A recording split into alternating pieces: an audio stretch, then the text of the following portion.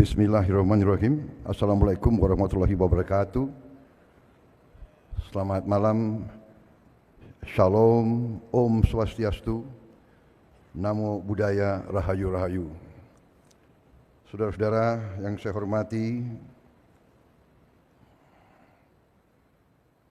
Ketua Majelis Permusyawaratan Rakyat Republik Indonesia, Saudara Ahmad Muzani, Ketua Dewan Perwakilan Daerah Republik Indonesia, Saudara Sultan Najamuddin, Ketua Mahkamah Agung Republik Indonesia, Profesor Dr. Sunarto,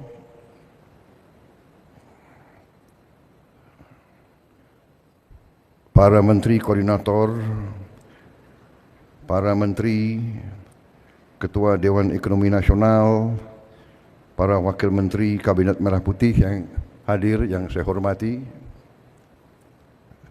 Gubernur Bank Indonesia, Bapak Peri Warjio, beserta seluruh jajaran Bank Indonesia yang saya hormati dan saya banggakan, para gubernur dan pejabat gubernur provinsi yang hadir, yang saya hormati dan saya banggakan, para pelaku industri keuangan, pelaku ekonomi, serta tamu undangan yang hadir, yang saya hormati dan saya banggakan. Terima kasih atas undangan, yang juga para duta besar yang hadir, negara-negara sahabat, Your Excellency, ambassadors from friendly countries. I see our good brother from the United Arab Emirates. I just came from Abu Dhabi. Thank you very much. Saudara-saudara sekalian, terima kasih atas undangan ini. Saya diundang walaupun secara mendadak. Memang kita harus siap didadak setiap saat. Kehormatan besar saya diminta bicara di rapat tahunan Bank Indonesia, dan saya sangat senang, sangat gembira dengan tema yang diangkat, yaitu sinergi,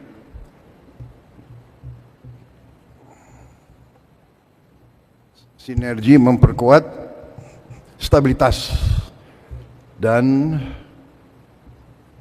transformasi nasional. Saya kira ini sangat tepat. Hadir juga Panglima TNI. Minta maaf karena pakaian preman kelihatan kayak bankir.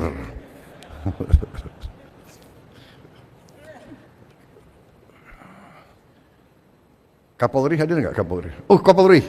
Waduh. Kalau ada Panglima TNI, Kapolri, saya merasa aman. Jadi saudara-saudara, saya sangat senang dengan tema ini. Memang inilah kunci daripada kebangkitan suatu bangsa, ya, sinergi, kolaborasi, kerjasama, persatuan, kerukunan. Ini adalah rumus keberhasilan suatu bangsa. Ini adalah hasil dari sejarah. Hanya negara yang elitnya bisa rukun dan bersatu, yang elitnya bisa kerjasama, negara itu akan bangkit.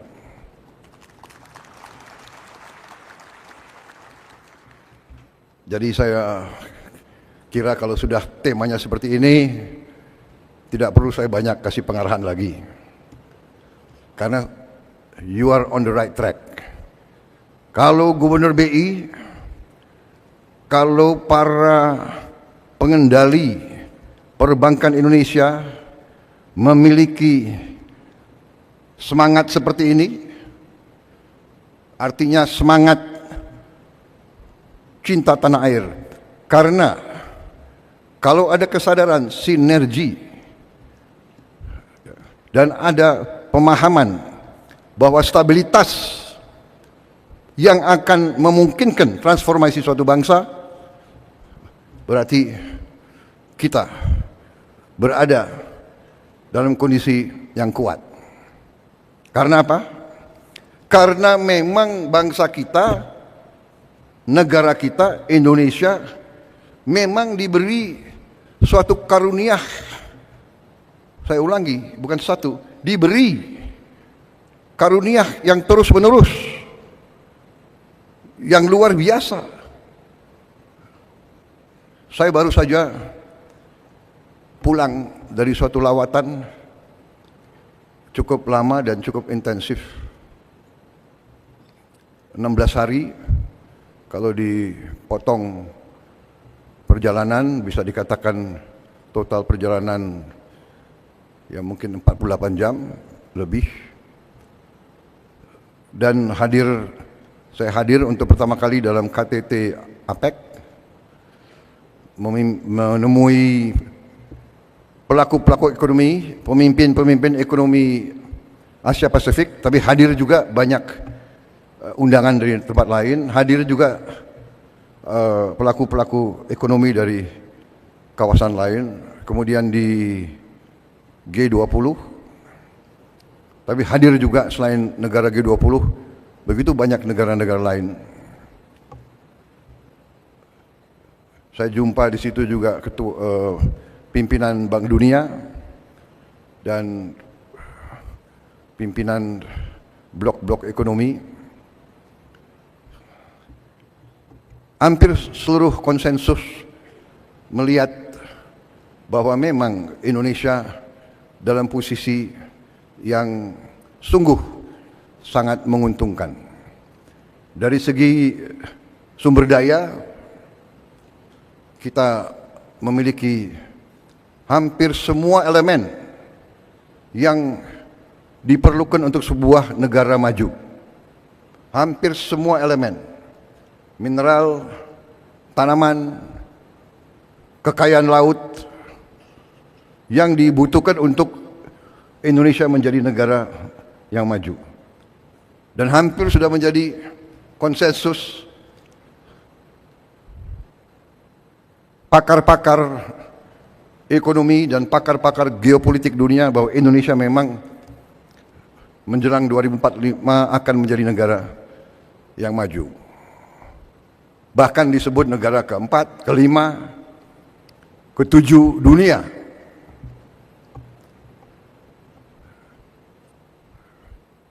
Kita faham kekayaan kita. Kita faham. Kita mengerti. Tapi banyak di antara kita yang sesungguhnya tidak menyadari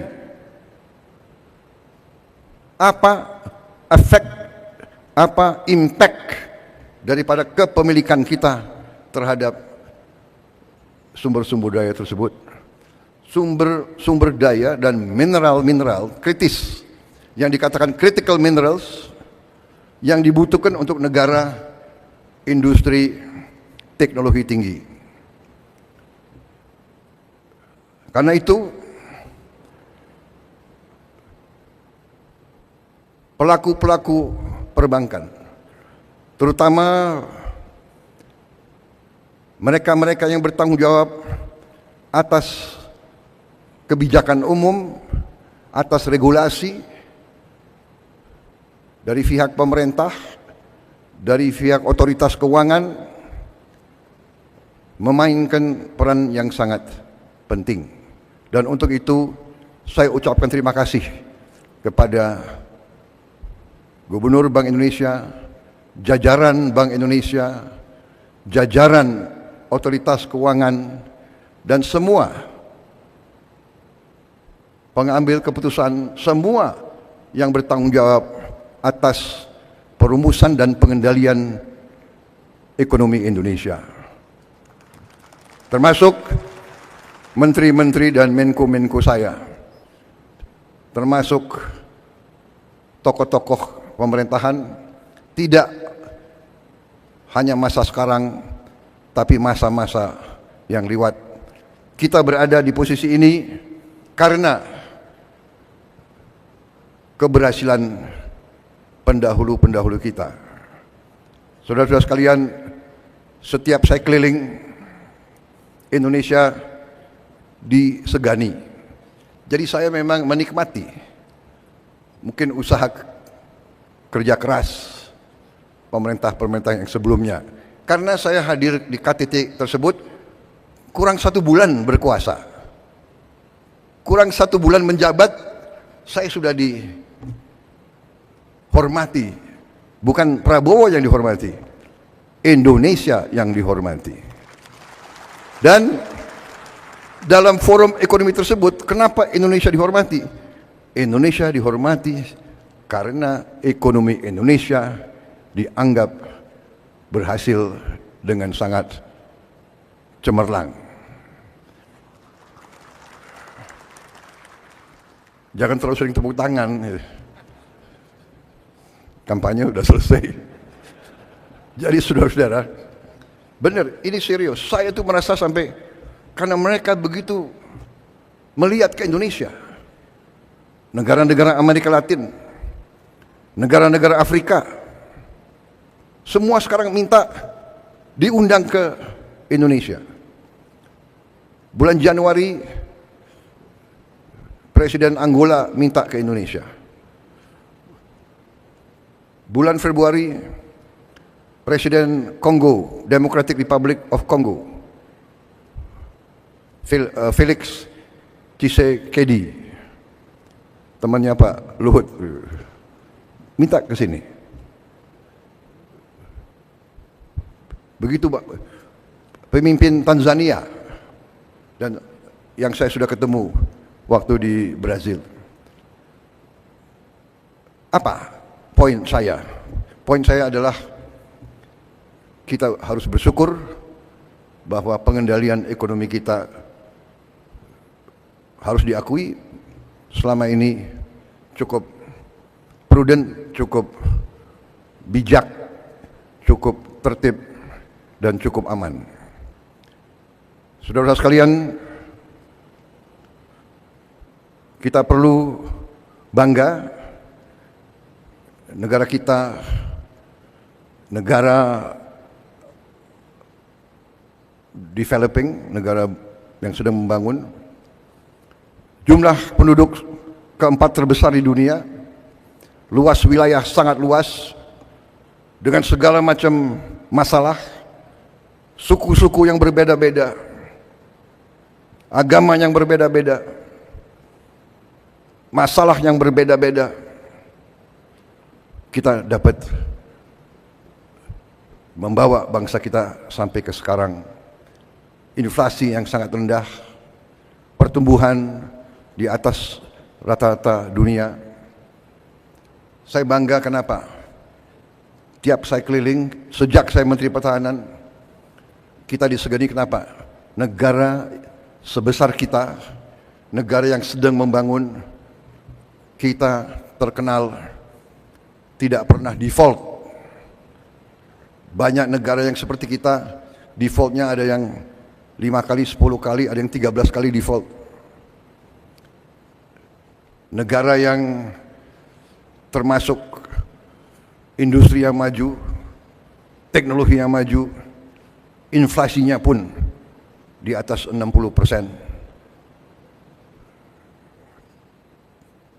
Ketidakstabilan ekonomi di banyak negara-negara itu membuat situasi kita, situasi yang patut kita syukuri, bukan untuk kita euforia, bukan untuk kita lengah, justru untuk kita semakin hati-hati. Indonesia berada dalam posisi yang perlu kita jaga bersama, karena kondisi geopolitik dunia sedang dalam keadaan yang cukup peka dan cukup bisa dikatakan penuh ketidakpastian. Tapi kalau kita lihat perkembangan akhir-akhir ini, memang ada peningkatan ketegangan di Ukraina, tetapi banyak pengamat, banyak pemikir menilai bahwa dengan pemilihan Presiden Amerika yang baru, kemungkinan bisa terjadi terobosan-terobosan yang positif. Di Timur Tengah pun dengan adanya gencatan senjata di Lebanon membawa ke arah yang lebih positif. Kita berharap akan ada terobosan-terobosan juga di Gaza. Situasi penuh ketidakpastian ini mengharuskan kita untuk selalu waspada, selalu hati-hati. Tapi saya bersyukur bahwa suasana secara garis besar di Republik Indonesia ini cukup tenang dan cukup kondusif. Baru saja kita selesai pilkada kabupaten dan provinsi di seluruh Indonesia, puluhan provinsi, ratusan kabupaten kota. Syukur alhamdulillah berjalan dengan tenang, dengan damai. Untuk itu juga saya ucapkan terima kasih kepada semua pihak yang telah bekerja keras. Dan ini menandakan terjadi suatu kematangan, terjadi suatu proses pendewasaan dalam bermasyarakat, bernegara, berpolitik. Bahwa pergantian politik, pergantian kepala daerah itu menjadi hal yang biasa. Bahwa kita bisa ganti pemimpin dengan damai melalui kotak suara. Walaupun mungkin kita belum puas, harus kita perbaiki. Benar. Tetapi terjadi menurut pendapat saya dan keyakinan saya suatu proses pendewasaan. Yang menang biasa-biasa saja, jangan euforia. Yang kalah biasa-biasa saja. Yang penting kalau menang bekerja untuk seluruhnya, kalau kalah mendukung yang menang untuk seluruhnya, untuk seluruh rakyat Indonesia. Saya kira itu pesan yang ingin saya sampaikan kepada masyarakat keuangan. Anda memainkan peran yang penting. Anda mengelola uang rakyat Indonesia. Kita harus jaga uang rakyat. Kita harus bijak. Kita harus bertanggung jawab. Karena ini adalah darah dan keringat rakyat Indonesia. Darah dan keringat ratusan juta rakyat Indonesia yang bekerja sangat keras. Dan kita di ibu kota ini sekarang, di tempat yang baik ini sekarang, kita adalah penerima amanah. Kita adalah penerima mandat. Semua kami di bidang politik adalah penerima mandat politik. Saudara-saudara di lembaga-lembaga keuangan adalah penerima mandat perekonomian. Saudara-saudara memegang kekayaan rakyat Indonesia. Saudara-saudara diberi kepercayaan, trust credibility itu adalah di pundak saudara-saudara. Tugas dan tanggung jawab saudara tidak ringan. Saudara-saudara sekalian, keuangan adalah bagian yang sangat vital daripada kedaulatan dan kemerdekaan suatu bangsa. Saya ingat ada seorang pemimpin politik yang pernah mengatakan, kalau Anda mau menghancurkan suatu negara, hancurkanlah pertama mata uangnya. Jadi, saudara-saudara, Gubernur BI, Menteri Keuangan, Ketua OJK, semua pelaku keuangan, tugas dan tanggung jawab saudara tidak ringan. Kalau pakai ilmu tentara,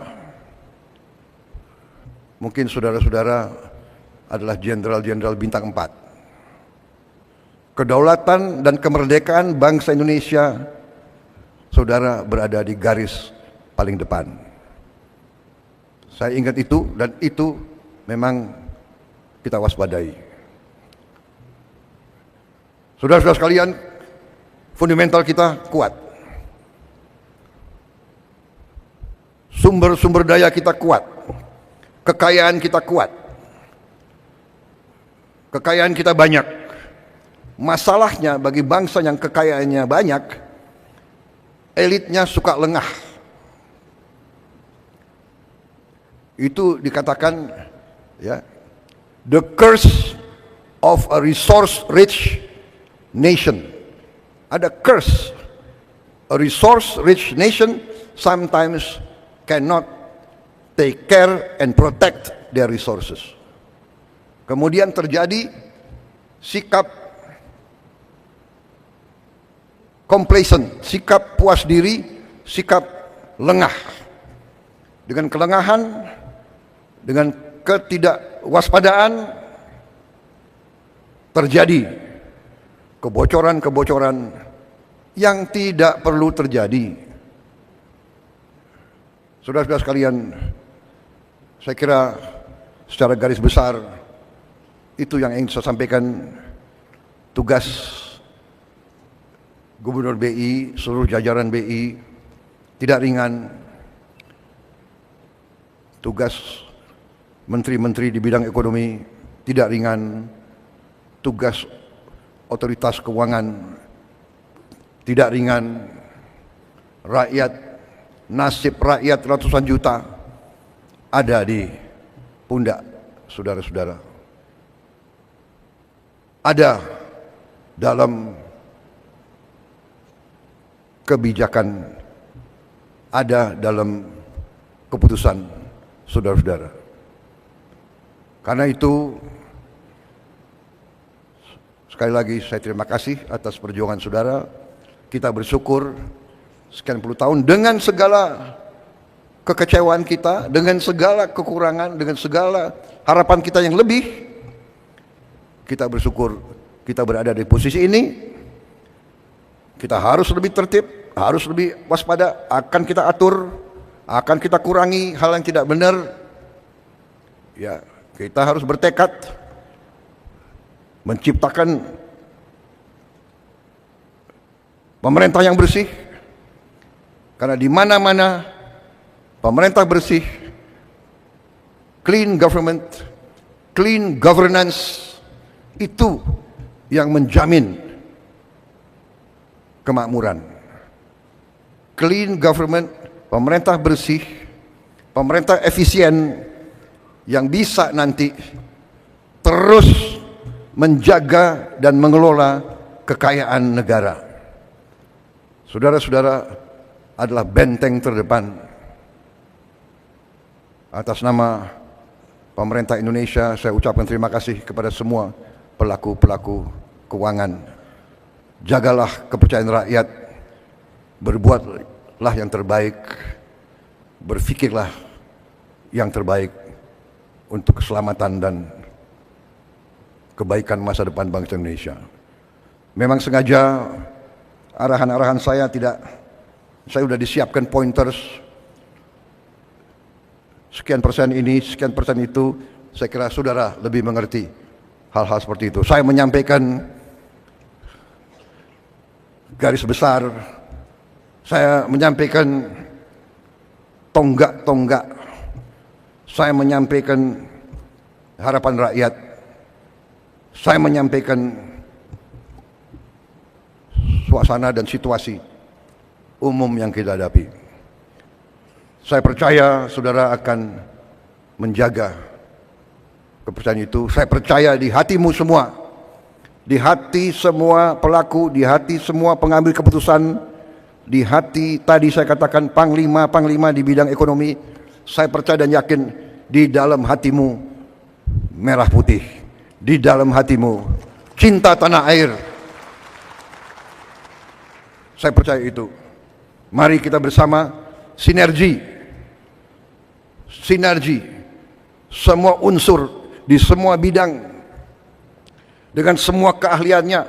Kita harus bekerja sebagai satu kesatuan. Bersama-sama kita akan berhasil. Saya yakin itu. Kita akan mencapai apa yang kita harapkan, apa yang kita cita-citakan. We can do it and we will do it. Dan saya percaya saudara-saudara, saya merasakan sekarang 1 bulan saya memimpin kabinet saya sekarang bekerja sebagai satu tim yang sangat luar biasa, sangat baik. 1 bulan, saya nggak tahu bulan-bulan yang akan datang. Tapi saya merasakan kompak. Saya merasakan ini kayak tim sepak bola. Semua bekerja. Sampai dikatakan bahwa dalam kabinet kita sekarang tidak ada hari merah. Kita bekerja setiap saat yang dibutuhkan. Saya kira itu dari saya. Selamat berjuang bangsa dan rakyat Indonesia. Percaya sama kalian. Berbuatlah terbaik. Selamat berjuang. Selesai. Merdeka. Terima kasih. Wassalamualaikum warahmatullahi wabarakatuh. Shalom, Om Santi, Santi, Santi Om, nama budaya. Selesai dan terima kasih.